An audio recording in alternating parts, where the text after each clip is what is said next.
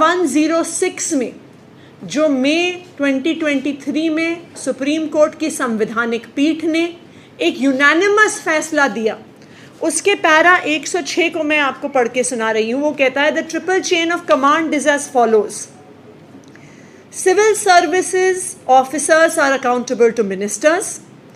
Ministers are accountable to the parliament/legislature, and parliament or legislature is accountable to the electorate.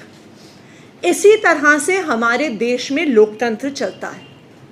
लेकिन जो ये GNCTD amendment act है, चुनी हुई सरकार के प्रति अफसरों की जवाबदेही खत्म कर देता है।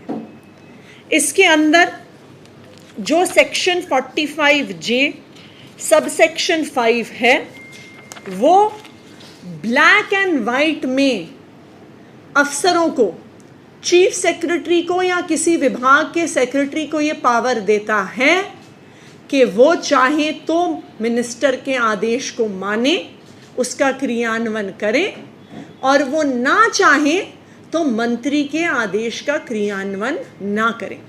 फाइनेंस सेक्रेटरी ने इस 40 पेज के चिट्ठे को भेजकर मेरे एज फाइनेंस मिनिस्टर द्वारा दिए गए आदेशों को मानने से इनकार कर दिया है।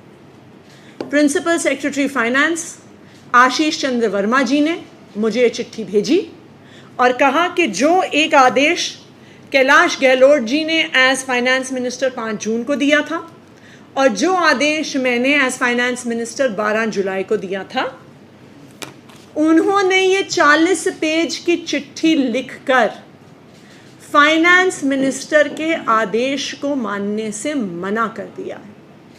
तो आज इस undemocratic, unconstitutional GNCTD amendment act की वजह से एक के बाद एक दिल्ली की चुनी हुई सरकार के अफसर कह रहे हैं कि हम चुनी हुई सरकार की बात नहीं मानेंगे, हम चुनी हुई सरकार के मंत्रियों की बात नहीं मानेंगे, और हमें बात ना मानने का अधिकार ये GNCTD अमेंडमेंट एक्ट देता है।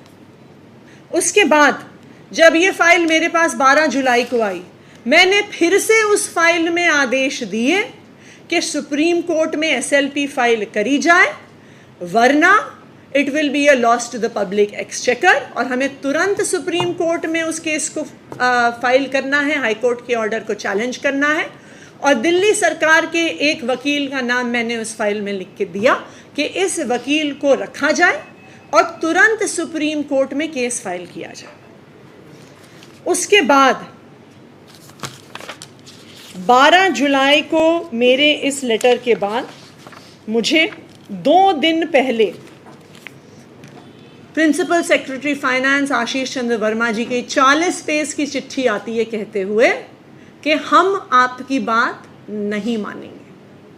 अब जब डे टू डे गवर्नेंस के इश्यूज, GST रिफंड से जुड़े हुए कोर्ट केसेस और उनके चैलेंजेस पर भी अगर अफसर, सेक्रेटरीज, चीफ सेक्रेटरी दिल्ली की चुनी हुई सरकार और उनकी मंत्रियों की बात नहीं मानेंगे, तो दिल्ली के जनता के काम आखिरकार कैसे होंगे। और ये बात मैं आप सबके सामने फिर से रखना चाहती हूँ कि ये सिर्फ इसलिए हो रहा है क्योंकि ये GNCTD अमेंडमेंट एक्ट गैर कानूनी है, गैर संवैधानिक है और लोकतंत्र की धज्जियां उड़ाता है।